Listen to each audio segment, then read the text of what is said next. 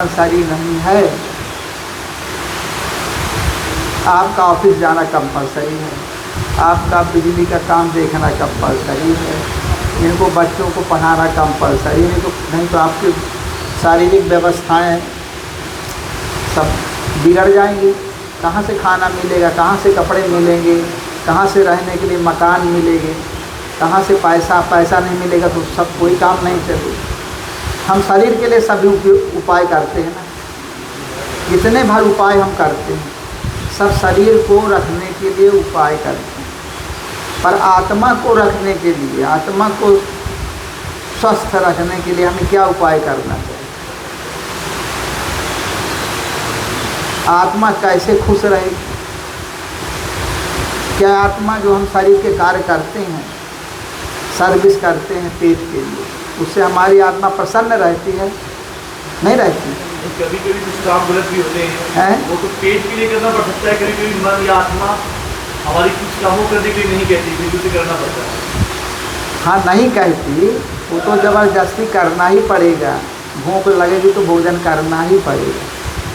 अब भोजन के लिए हमें जो उपाय करने पड़ेंगे वो करना है, परंतु हमें साथ साथ में ये भी देखना है इसके अंदर जो स्पिरिट है, आत्मा जिसे बोलते हैं, उसको क्या भोजन लगता है? वो भी कुछ खाती होगी ना, कि कुछ नहीं खाती? वो क्या खाती है, कैसे रहती है, कैसे बोलती है, कैसे बैठती है? इस शरीर के छूट जाने पर वो आत्मा का नाश कभी नहीं होता। गीता में कहा गया है कि ना जायते म्रियते वा कदाचित्, नायम भूत्वा भविता वा न भूया, अजो नित्यः शाश्वतो अयम पुराणो न हन्यते हन्यमाने शरीरे। न आत्मा का कभी जन्म होता है, न जायते म्रियते, न कभी आत्मा मरती है और न ही कभी पैदा होती है। नायम भूत्वा भविता न भूया, न पहले ऐसा नहीं है कि पहले कभी नहीं थी, ऐसा भी नहीं कि आगे कभी नहीं रहेगी, हमेशा थी और हमेशा रहेगी। अजो नित्य, वो अज है। अज मतलब अजर नहीं, अज जिसका जन्म नहीं होता, नित्य है, नित्य है। अजो नित्य शाश्वतो अयम पुराणो, शाश्वतो मतलब हमेशा रहने वाली, वही पुराण पुरुष है, सबसे सनातन आत्मा है। सनातन मतलब जो हमेशा रहने वाला है, जो कभी जिसका नाश नहीं होता, ऐसी आत्मा हम सब लोगों के अंदर निवास करती है। और ये जो शरीर है, ये शरीर नष्ट होने वाला है।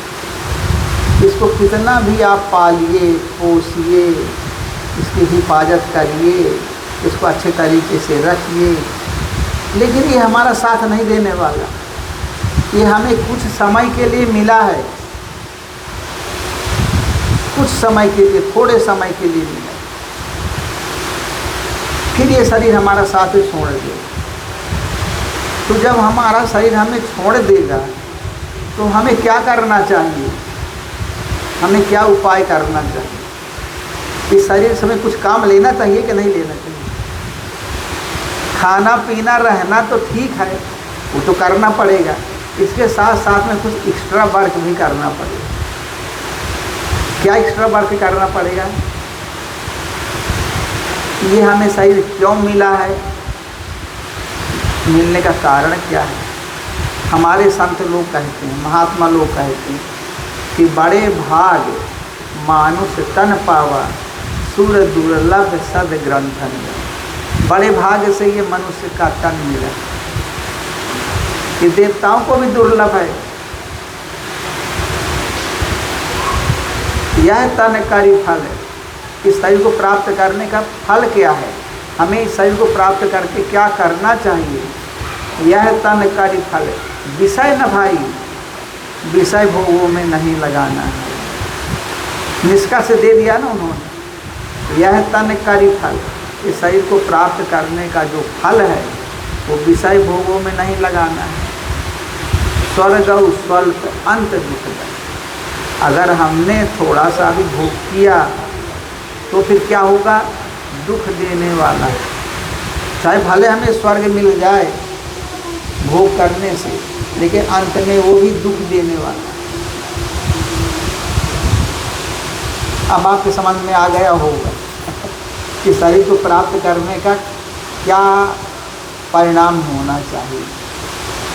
शरीर तो हमको शरीर एक टाइम है, ये जो हमें मिला है शरीर, वो एक समय मिला मान लीजिए। जब तक हमारा जीवन है तब तक वो समय है एक प्रकार का। हम मान लीजिए कोई 40 साल रहा, कोई 50 साल रहा, कोई 60 साल रहा, कोई 70-80 साल रहा, वो हमें एक समय मिला है।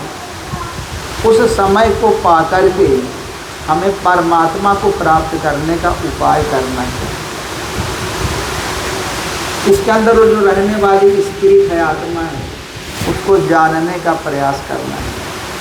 यदि मान लीजिए कि इस शरीर के रहते रहते किसी ने परमात्मा को प्राप्त कर लिया, तो क्या मतलब हुआ इसका, उसने अपना काम पूरा कर लिया।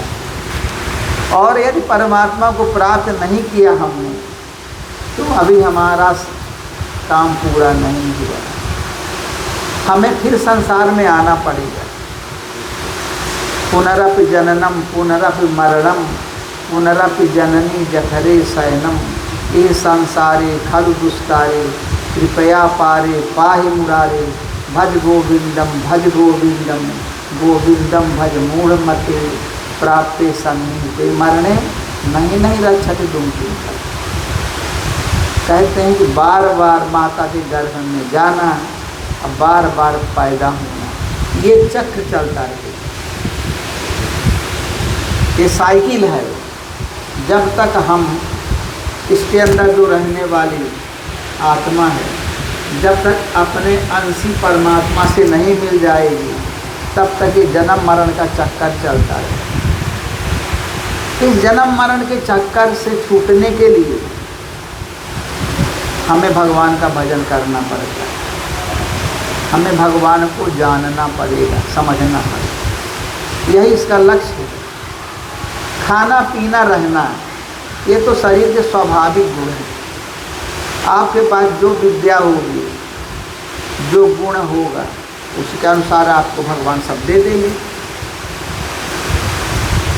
जैसे आपने क्या किया है, आपने डिप्लोमा किया कि डिप्लोमा किया, अब डिप्लोमा करने के बाद आप जो है जेई बन के आ गए। ऐसे कोई इंजीनियर बन जाते हैं, कोई डॉक्टर बन जाते हैं, कोई वकील बन जाते हैं, कोई कलेक्टर बन जाते हैं, कोई कमिश्नर बन जाते हैं, कोई मंत्री मिनिस्टर बन जाते हैं, जिसकी जैसी योग्यता है। घरों में लोग किसानी करते हैं, वो भी अपना जीवन यापन करते हैं। जीवन यापन तो सबको करना पड़ेगा, लेकिन जीवन यापन करते हुए हमें भगवान को याद करना, हमें परमात्मा को याद करना। अब प्रश्न ये उठता है कि हम परमात्मा को क्यों याद करें? अगर परमात्मा को याद न करें तो क्या हमारा काम चल जाएगा? तो आप कहेंगे कि हाँ चल जाएगा, चल ही तो रहा है हमारा काम। अगर हम परमात्मा को याद नहीं करते तो सबका काम चल रहा है ना, चलता कि नहीं चलता? सबका काम चल रहा है, सब कोई खा रहे हैं, पी रहे हैं, घूम रहे हैं, फिर रहे हैं, बढ़िया बढ़िया गाड़ियाँ। किसी के पास जो है मर्सिडीज है, किसी के पास ऑडी है, किसी के पास में टोयोटा की गाड़ी है, किसी के पास में महिंद्रा की गाड़ियाँ हैं, किसी के पास में कौन कौन कंपनियाँ आजकल खुल गई। सब गाड़ी की से अच्छी गाड़ियाँ लोग लेते हैं, घूमते हैं, फिरते हैं, सब करते हैं। क्यों नहीं करते? भगवान के बिना भी काम चलते। लेकिन जब तक हम भगवान को नहीं प्राप्त करें, नहीं जानते, तब तक हमारे अंदर से अज्ञान जाएगा ना। अज्ञान ने हम सबको घेर रखा, इसलिए हम ये नहीं जानते कि वास्तव में हम कौन हैं और क्या कर रहे हैं।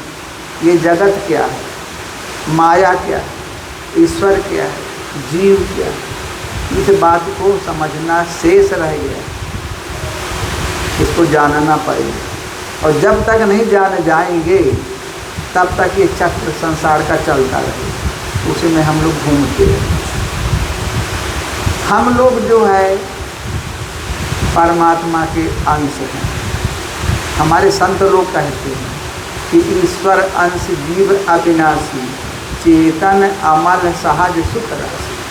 हम लोग परमात्मा के अंश हैं, चेतन हैं, अमल हैं, सहज सुख की राशि। सब भगवान ने बना के भेजा है अंश को, पूरा परफेक्ट बना कर भेजा। ईश्वर अंश, जीव अविनाशी, जो अंदर रहने वाला जीवात्मा है ये अविनाशी, ये चेतन है, अमल है। अमल का मतलब बिल्कुल प्योर है, सहज सुख राशि, सहज सुख की राशि है।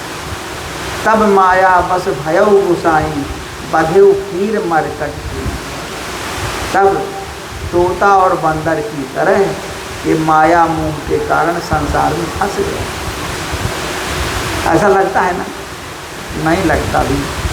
तब माया बस भयउ गुसाई, बधेउ कीर मरकट की नाई। तब ते जीव भयउ संसारी, छूट न ग्रंथि न हो न सुखाई। तब से जीव संसारी हो गया। जब हम माया मोह में फंस गए तो हम संसारी हो गए। माया मोह में हमारा मन फंस गया। जैसे कोई बंदर को पकड़ना होता है जब, तो एक हैवी वेट वाला लोटा ले लिया जाता है, उसका मुंह संकरा रहता है, उसमें चना डाल के एक मदारी रख देता है। अब बंदर को दिखा देता है कि देखो मैं चना डाल रहा हूँ इसके अंदर। तो बंदर बहुत लालची होता है, मदारी दूर खड़ा हो जाता है। बंदर देखता है कि अब दूर चला गया, अब आ नहीं पाएगा, मैं चना लेके भाग जाऊँ। तो हाथ डालता है तो ऐसे चला जाता है। लेकिन जब वो चना को पकड़ लेता है तो मुट्ठी मोटी हो जाती है। अब बंदर सोचता है कि हमको किसी ने पकड़ लिया अंदर से। वो चना को नहीं भूला गया कि चना को हमने पकड़ा, इसलिए हमारी मुट्ठी मोटी हो गई। वो सोचता है किसी ने पकड़ लिया, चिल्लाता है। तब तक मदारी आके पकड़ लेता है, उसे गले पे बेल्ट डाल देता है और उसको घर घर में नचाता है, चलो नाचो, बताओ ससुराल कैसे जाना है। तो वो एक बंदर जो है ससुराल जाता है। तो एक बंदरिया जो है मोटरी डाल देते हैं ऊपर सिर में, गठरी लाद के जाते हैं ससुराल जाते, कोई नाना प्रकार के खेल दिखाते। यही हालत हम लोगों का भी है। तब से जीव भयउ संसारी, छूट न ग्रंथि न हो ही सुखाई। ये ग्रंथ छूटती नहीं है। हम लोग संसार में बंदर की तरह नाच रहे हैं। हम लोगों से माया काम करा रहे हैं, ऐसे चलो, ऐसा काम करो, फिर ऐसा शादी ब्याह कर लो, फिर लड़के बच्चे पैदा करो, फिर घर गृहस्थी बना लो, फिर सब दुनिया बन गई तो फिर एक बड़े बड़े बच्चे हो गए। तो बच्चे कहते हैं पापा तुम भागो, मम्मी तुम भागो, हमको रहने दो, घर मेरा है। हाँ घर मेरा है, तुम लोग जाओ, तुम्हारा नहीं है। हम तुम्हारे बच्चे, हमारा अब हमको कर दो ना सब मेरे नाम पे। सब करवाने की कोशिश करें। हम भी रिटायर हो गए ना, कुछ कर नहीं सकते। ये समस्या आ जाती। तो हम लोग संसार में आए तो आप किसी का है थोड़ी। जिंदगी एक किराए का घर है, एक ना एक दिन बदलना पड़ेगा। कि ज़िंदगी किराए का घर मिल गया है, किसी को रहना तो यहाँ है नहीं, इसको चेंज करना पड़ेगा, बदलना पड़ेगा। इसके लिए हमारा असली घर क्या है? हम लोगों का असली घर परमात्मा है। हम लोगों का असली घर कहाँ है? परमात्मा है। जब शरीर छूट जाएगा तब हम दूसरा घर ढूंढ लेंगे, फिर हमें दूसरा शरीर मिल जाएगा। तो हमें परमात्मा को जानना है। परमात्मा को जानने के लिए हमें क्या करना चाहिए? उसका भजन करना चाहिए, उसको याद करना चाहिए। जो आपने शुरू में बता दिया वो इतनी दूर आके हम एक्सप्लेन करके बता रहे हैं। उस परमात्मा को जानने के लिए उसका नाम लेना चाहिए, उसको बार बार रिमाइंडर देना चाहिए। हम आपके हैं, हम आपके हैं, हम आपके हैं, हम आपके हैं। हम संसार के नहीं हैं। ये संसार झूठा है। तीनों कालों में असत्य है, हम आपके हैं, ऐसा रिमाइंडर भगवान को बार बार भेजना पड़ेगा। बार बार ओम ओम शब्द का जप करिए, बार बार राम राम राम राम जपिए, बार बार शिव शिव शिव शिव जपिए। जिससे जिसका प्रेम हो उसका भजन करना चाहिए। इस प्रकार से जब भगवान को याद करेंगे तब भगवान जो हमारे अंदर बैठा हुआ भगवान है, जो आपके अंदर बैठा हुआ भगवान है, वो भगवान आपको अंदर से ही गाइड करने लगे, अंदर आपके बोलने लगे। इसलिए उस परमात्मा का भजन करना जरूरी है। आप सब काम करिए, नौकरी करिए, सर्विस करिए, खेती का काम करिए, बिजनेस व्यापार करिए, सब काम कर सकते हैं, लेकिन सब कर्म करते हुए परमात्मा को याद करते रहना है। यही हमारे जीवन का की सफलता है।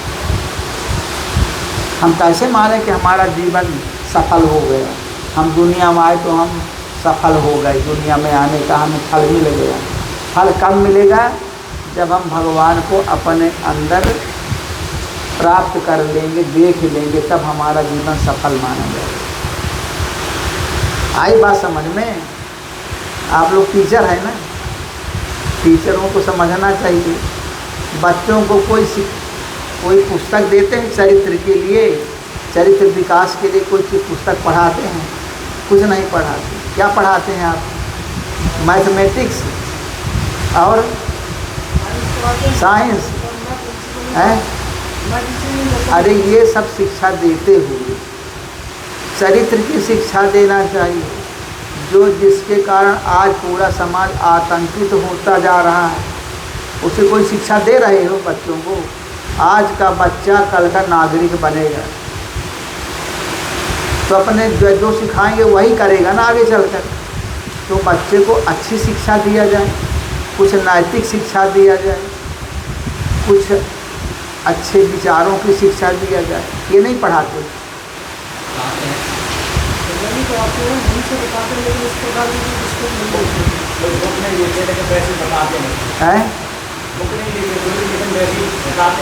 हाँ, बुक होना चाहिए।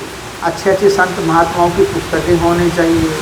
मीराबाई, कबीरदास, तुलसीदास, महात्मा बुद्ध, महावीर, सब की पुस्तकें होना चाहिए, जिससे हमें ज्ञान होता है कि हमारे महापुरुषों ने कितना बड़ा ज्ञान प्राप्त किया था, कितना बड़ा दर्शन था हमारे देश में। आत्मा की खोज होती, इसका नाम है भारत। भा माने क्या होता है?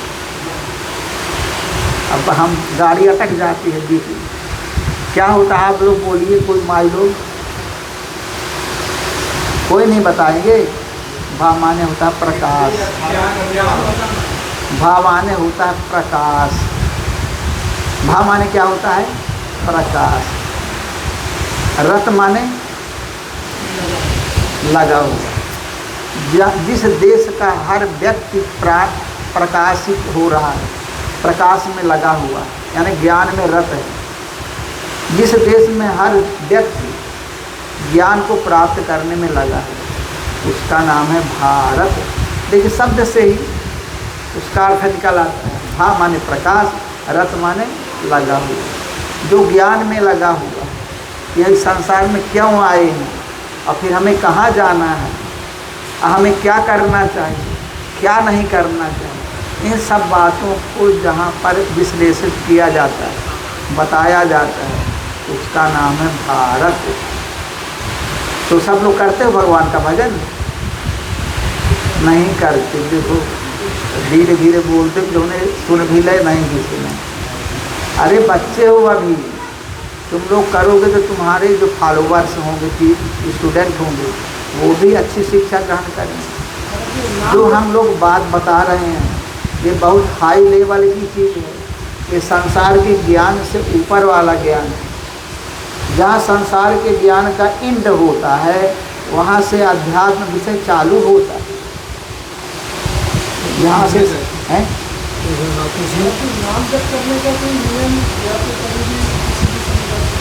नाम जप करने का नियम है। नाम आपको जपना चाहिए। नाम जपने का मतलब होता है अपने स्वरूप को याद करना, भगवान को याद करना, उसका नाम है नाम जप। तो अभी आपने पूछा कि नाम जप क्या करना चाहिए। नाम जप करने का कोई नियम है, किसी भी समय कर सकते हैं? अभी तो किसी समय कर सकते। जैसे आदमी को सिर दर्द किया या बुखार आ गया तो आदमी जेब में डाले रहता है डोलो या पैरासीटामोल। किसी से पूछता है कि हमको डोलो खाना है या पैरासीटामोल खाना है, जेब से निकाला टैबलेट निकाल के खा लेता है। पूछते हो किसी से? नहीं पूछते। इसी प्रकार से अभी तुमको जर्नल नॉलेज सीखना, जर्नल नॉलेज में ही रहता है, जर्नल में कि भाई कभी भी हमें टाइम मिले तो भगवान का नाम जप ले। उसके लिए कोई मनाही नहीं है, कोई टाइमिंग नहीं है। जब कोर्स आगे बढ़ेगा, जब कोर्स आगे जाएगा तब आपको नियम बताया जाए कि देखो 4 बजे उठो, 4 बजे उठ के अपना नित्य नियम करके बैठ जाओ और भगवान का नाम जपो, राम राम जपो या ओम ओम जपो, जो भी अच्छा लगे। आधा घंटा सुबह, आधा घंटा शाम को भगवान का नाम जपेंगे। उससे क्या होगा? नाम जपने से क्या फ़ायदा होगा बता सकते हैं? आपके अंदर जो आत्मा बैठी है ये परमात्मा का ही रूप है, ये आत्मा जागृत हो जाएगी। अगर भगवान का नाम जपते रहेंगे, कंटिन्यू रखेंगे, तो एक समय ऐसा आएगा कि आपकी आत्मा जागृत हो। अभी आत्मा सो रही है। क्यों सो रही है?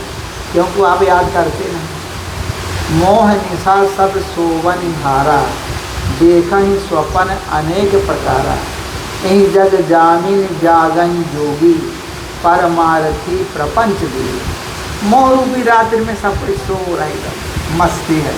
कोई जगाता भी है, अरे कहीं सोने तो भाई, हमको बहुत नींद लगी। कौन जागता है? जो संयम करता है। तो संयम करिए, आप भगवान का नाम लीजिए।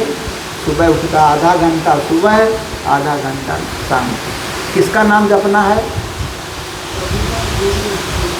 कोई छोटा सा नाम लीजिए, चाहे राम राम जपिए या शिव शिव जपिए या ओम ओम जपिए या ओम नमो भगवते वासुदेवाय जपिए, एक या ओम नमो नारायणाय जपिए, जो भी आपको अच्छा लगता है। सब भगवान के नाम बहुत सारे हैं, उनको आप जप सकते हैं। जब आप अच्छे दिल से जपेंगे, अच्छे मन से जपेंगे, तो जो अंदर आत्मा है ये आपकी जागृत हो जाएगी। तो कैसे मालूम पड़ेगा कि हमारी आत्मा जागृत हो गई? आपके अंग फड़केंगे, सिग्नल्स आएंगे, क्योंकि आत्मा का कोई रूप तो होता नहीं। आत्मा तो निर्गुण निराकार तत्व है, वो मैटर नहीं है, वो एनर्जी रूप में रहती है। जैसे मैटर एनर्जी दो होते हैं ना, तो एनर्जी है। साइंस में आप लोग मैटर एनर्जी के भेद पढ़े होंगे, कितने प्रकार की एनर्जी होती है।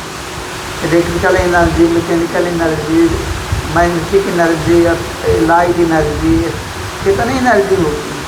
6-7 प्रकार की। वो एनर्जी है, वो एनर्जी का भी एनर्जी है, एनर्जी को भी एनर्जी देता है।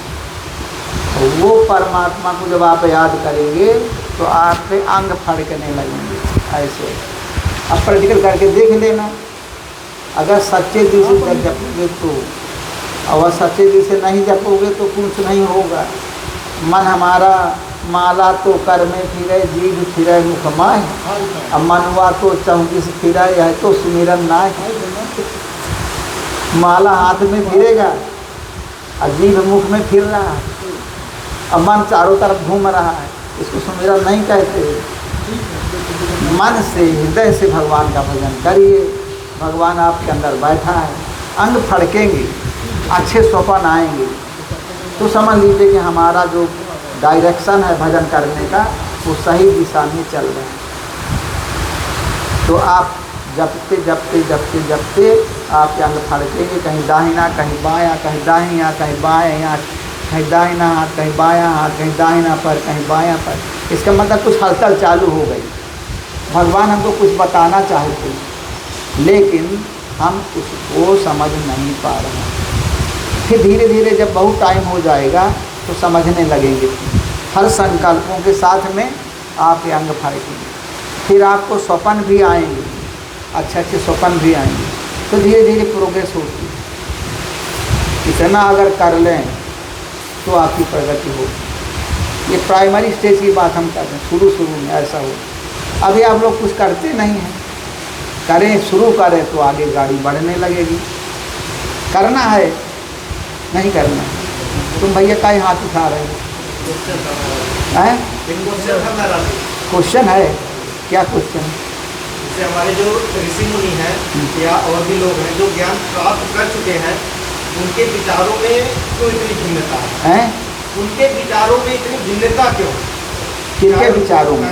जैसे ऋषि मुनि हो या मतलब हमारे राम कृष्ण या बुद्ध, महावीर या मोहम्मद साहब या ईसा मसीह, जो ज्ञान जबकि ज्ञान एक ही है तो प्राप्त करने के बाद भी क्यों विचारों में इतनी भिन्नता रही है? जबकि हम ज्ञान के रूप में अगर देखते हैं तो पहले तो भिन्नता रहती है जब तक कोई चीज़ खोजी नहीं गई है, लेकिन जब उसका आविष्कार हो जाता है तो सारे एक मत हो जाते हैं, खास करके ज्ञानी। लेकिन धर्म के अनुसार अगर देखते हैं तो जब तक ज्ञान नहीं है तब तक ठीक है, भिन्नता दिखता है हमें कि अलग अलग प्रकार से अलग अलग लोग बखान करते हैं। लेकिन जो ये दावा कर चुके हैं कि उन्हें भगवत प्राप्ति हो गई है या ज्ञान प्राप्त हो चुका है, उसके बाद भी उनके विचारों में बहुत सारे अलग अलग, चाहे वो हमारे ऋषि मुनि हो, चाहे शांतवाद हो, चाहे वेद हो, चाहे पुराण हो या पुराण ईसा मसीह के भी बाइबिल हो, तो इन सब में भी भिन्नता क्यों बनी रहती है? आप कहाँ से आए हैं? मैं वैसे रहने वाला हूँ अयोध्या साइड का हूँ। अयोध्या से दूर घर हमारा 40 किलोमीटर दूर है, सरवट क्षेत्र की तरफ है। लेकिन मैं कोई 15 साल से दिल्ली में रहता हूँ, ग्रेटर नोएडा। अध्यात्म के लिए बुकें पढ़ता रहता हूँ। तो बहुत बढ़िया है। आप देखिए, आप अयोध्या तरफ से आए, हाँ, तो यहाँ पहुँच, है ना? आप लोग कहाँ से आए हैं? ग्वालियर से। तो यहीं पहुँच गए। और भी लोग भाई लोग कहीं और से आए होंगे तो यहीं पहुँच गए। सब लोग यहीं पहुँच रहे हैं ना, पर आने के रास्ते तो अलग अलग हैं। कोई अयोध्या जी से आया, कोई दिल्ली से आया, पाल से, कोई फतेहपुर से आया, सब लोग यहीं पहुँचे ना। तो जितने लोग भगवान का भजन करते हैं वो एक ही परमात्मा को प्राप्त करते हैं, तो एक ही है। तो जो बुकें लिखते हैं मतलब प्राप्त होने के बाद उनके विचार अलग होते हैं। सुनो तो हमारी बात है, जो प्राप्त कर लेते हैं तो एक जैसे होते हैं। लेकिन जिस रास्ते से आते हैं, जिस रास्ते, जैसे अयोध्या जी से आए, आपका रास्ता अलग है। जो फतेहपुर से आए उनका रास्ता अलग है। जो आप लोग कहाँ से आए, ग्वालियर से, उनका रास्ता अलग। एक रास्ता है क्या? तो मान लो तुमको भगवान को प्राप्त करना है, अलग अलग रास्तों से चल के आ करके भगवान को प्राप्त कर लिए, तो रास्तों का तो अलग, जो जिस रास्ते आए से आया वही रास्ता बताएगा ना कि सर्वोपर रास्ता है, यही इसी रास्ते से आओ। जो जिस रास्ते से, तुम अपना रास्ता जानकारी है ना तुम्हें, इनको अपने रास्ते की जानकारी है। जो जिस रास्ते से आया वही रास्ता बताएगा ना, कि दूसरे का रास्ता बताएगा। तो कई बार ऐसा भी होता है कि एक दूसरे के रास्ते को गलत भी बताते हैं। तो गलत क्यों बताएगा गलत? भाई उसको वही रास्ता मालूम, तो अपना रास्ता बताएगा और तुम अपना रास्ता बताओगे। तो जितने लोगों ने भगवान को प्राप्त किया उन्होंने अपना रास्ता बताया। अब इसमें कौन सी तर्क की बात है, ये बताइए। इसमें कोई तर्क की बात है क्या?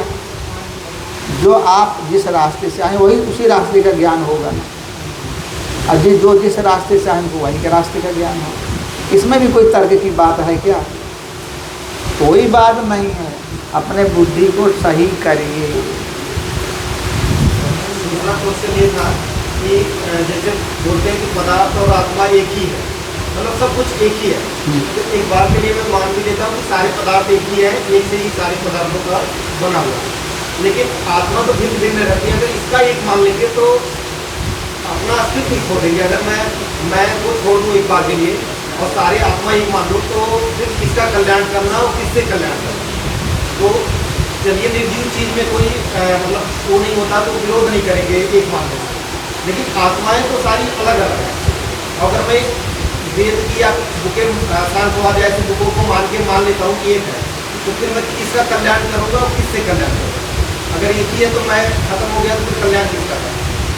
ऐसा है, आत्मा डिवाइड नहीं की जा सकती, आत्मा को भाग नहीं कर सकते उसके। इतना बारीक तत्व, देखो मैटर का भाग किया जाता है। हाँ। कोई मैटर है, उसको आप कोई नींबू ले लीजिए, उसको बीच से फाड़ दीजिए, 2 भाग हो जाए। कोई रोटी ले ली, उसको तोड़ दीजिए, 2, 3, 4 भाग जितने कर लीजिए। आत्मा का कोई भाग नहीं हो, आत्मा का कोई भाग नहीं हो सकता, क्योंकि आत्मा इतनी बारीक है, वो मैटर है ही नहीं है, वो एनर्जी है। एनर्जी को कैसे डिवाइड करेंगे, बोलिए? एनर्जी को डिवाइड नहीं किया जा सकता, वो तो एनर्जी का भी एनर्जी है, उसको डिवाइड नहीं कर सकते। अब आप कहते हैं कि सब आत्माएँ बहुत सारी होती, आत्मा जैसे मान लीजिए कि एक घड़ा लिया आपने, अब बाहर आकाश है कि नहीं है, और घड़ा जो लिया आपने उसके अंदर भी जब घड़ा बन गया तो आकाश उसके अंदर आ गया कि नहीं आ गया, तो उसको हम क्या बोलेंगे? घड़े वाले आकाश को घटाकाश, घड़ा वाला आकाश हो गया ना, उसकी उपाधि लग गई घड़े के अंदर का आकाश। मान लीजिए कि आपने लोटा ले लिया, उसके अंदर भी आकाश है, वो लोटाकाश बन गए।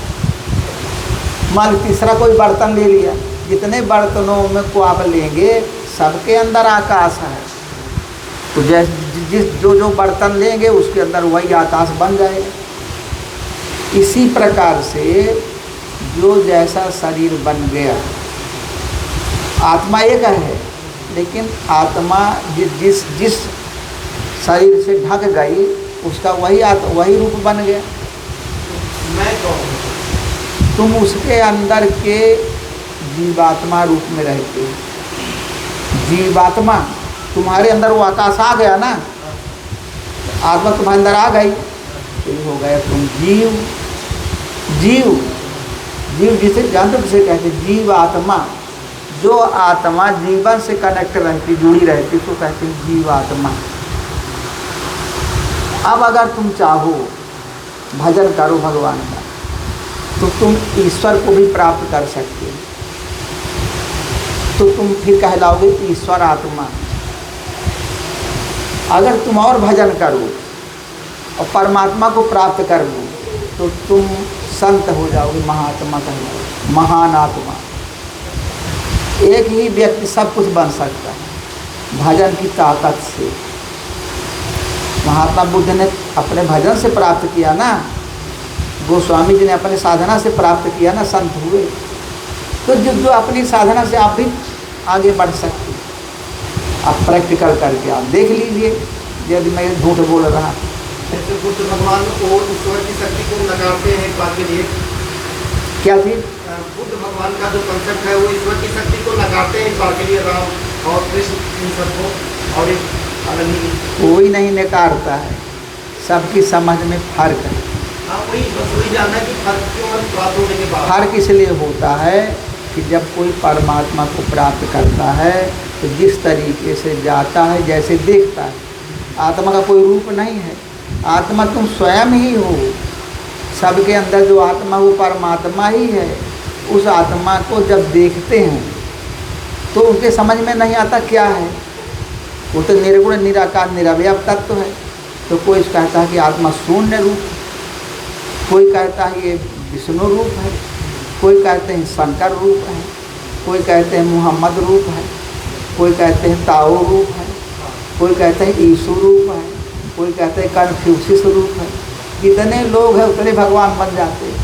आत्मा एक ही है, उसमें कोई भेद नहीं। देखने वालों के चश्मे अलग अलग, तो वो देख समझ लेते हैं ऐसा, बस सब अंदर से सब परमात्मा जो प्राप्त कर लेते हैं वो एक। अब प्रकृति के कारण भिन्नता हो जाती है, तो भिन्नता को अगर आप समन्वय कर लीजिए तो सभी ठीक हो जाएगा। अपने बुद्धि को सही करना है, अपने एडजस्टिंग को सही बनाना है, तो सब ठीक हो जाएगा। उनमें कोई भेद नहीं, अपनी बुद्धि से उसको एडजस्ट करना। आ रही बात समझ? और कुछ पूछना है?